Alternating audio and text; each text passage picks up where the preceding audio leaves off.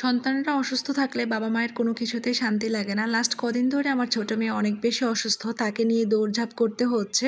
তারপরেও জীবন জীবনের মতো চলে যাচ্ছে। হ্যালো এভরিওয়ান, আসসালামু আলাইকুম। সবাই কেমন আছেন? আমরা আলহামদুলিল্লাহ মোটামুটি ভালো আছি। সকালবেলা ঘুম থেকে উঠেই ঝটপট সকালে নাস্তা তৈরি করে নিয়েছি। যদিও আমি রেগুলার সকালে নাস্তা তৈরি করি না, তবে আরিয়ার পাপা আজকে বাসায় আছে, তাই ঝটপট একটু সকালে নাস্তা তৈরি করে নিচ্ছি। অনেকদিন হয়েছে রুটি আর আলু ভাজি খাওয়া হয় নাই, তাই ভাবলাম আজকে একটু আলু ভাজি করে নিই।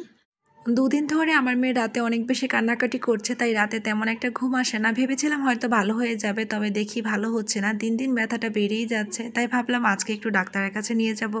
শিশুদের ডাক্তার দেখানো নিয়ে অনেক বেশি ভোগান্তিতে পড়তে হয়। ঠিকমতো ডাক্তার পাওয়া যায় না, যাই একজন পাওয়া যায় সকালে সিরিয়াল দিয়ে রাখলে রাতে দেখানো যায়। তারপরও এত এত ভিড় থাকে যে দেখানোটা অনেক বেশি কষ্টকর হয়ে পড়ে। তো কি আর করার, বাচ্চারা অসুস্থ হলে তো আর কিছু করার নেই, যেভাবে হোক ডাক্তার দেখাতে হবে। তো আবার সকাল সকালে সিরিয়াল দিয়ে রেখেছিলাম সন্ধ্যার পরে দেখাতে যাব। সারাদিন শুধু মাথায় একটাই টেনশন ছিল, যাতে সব কিছু ঠিক হয়ে যায়, তেমন কোনো প্রবলেম না হয়।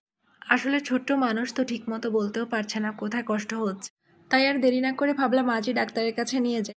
এই দিক দিয়ে আমার সকালে নাস্তাটা তৈরি হয়ে গিয়েছে। আমি আলু ভাজি করে নিয়েছি আর আরিয়ার পাপা পরোটা করে নিয়েছে। বাচ্চারা পরোটা খেতে পছন্দ করে আর আরিয়ার পাপাও। তবে আমার রুটি পরোটা দুটোই ভালো লাগে, আর আলু ভাজিটা সত্যি বলতে আজকে অনেক বেশি মজা হয়েছে। লাস্ট কদিন বাচ্চাকে নিয়ে ব্যস্ত থাকার কারণে আমি পেজে অনেক বেশি ইরেগুলার হয়ে গিয়েছি। দেখা গিয়েছে ঠিকমতো রিলস ভিডিও আপলোড করতে পারিনি। আর বড় ভিডিও তো আমার অনেকদিন পর পর আপলোড করা হয়। লাস্ট কবে বড় ভিডিও আপলোড করেছি আমার নিজেরও মনে নেই। সত্যি বলতে আমি কিন্তু ভিডিও মোটামুটি রেকর্ড করি, তবে ভয়েস ওভার দেওয়ার জন্য ভিডিও আপনাদের সাথে শেয়ার করতে পারি না। আজকের আকাশটা অনেক বেশি সুন্দর ছিল, বাইরে খুব রৌদ্র ছিল। এই ভিডিওটি আসলে আমার বেশ কয়েকদিন আগে। আর এখন তো অনেক বেশি বৃষ্টি হচ্ছে 2-3 দিন ধরে। আর এই তো দুপুরে রান্নাটাও করে নিয়েছি, সেটা আর আপনাদের সাথে শেয়ার করিনি। আজকে কলিজা ভুনা করেছি। কলিজা ভুনাটা দেখতে না যতটা লোভনীয় হয়েছে, খেতে কিন্তু অনেক অনেক বেশি মজা হয়েছিল। সত্যি বলতে সংসার সামলিয়ে বাচ্চাদেরকে সামলিয়ে ভিডিও তৈরি করা অনেক বেশি কষ্টকর। আমরা যারা ভিডিও তৈরি করি একমাত্র তারাই বুঝি। আর আমার বাচ্চা যেহেতু এখন অসুস্থ, তো এখন আসলে সবকিছু মেনটেন করাটা আমার জন্য একটু কষ্টকরই হয়ে যাচ্ছে। তাই তো ফেসে অ্যাক্টিভ থাকার জন্য রিলস ভিডিও আপলোড করি, বড় কোনো ভিডিও আপলোড করতে পারছি না। তবে ইনশাল্লাহ ধীরে ধীরে বড় ভিডিও আপলোড দেওয়ার চেষ্টা করব। আশা করি সবসময় আপনারা আমাকে সাপোর্ট করবেন। ফেসবুক এমন একটা প্ল্যাটফর্ম যেখানে আসলে একা এগিয়ে যাওয়াটা কখনোই সম্ভব না। সকলে মিলে একসাথে মিলেমিশে কাজ করলে এগিয়ে যাওয়াটা সম্ভব এবং খুব বেশি সহজও। তাই আমরা একে অপরকে সাহায্য করব, একে অপরকে সাপোর্ট করব এবং সবাই মিলে একসাথে এগিয়ে যাব ইনশাল্লাহ।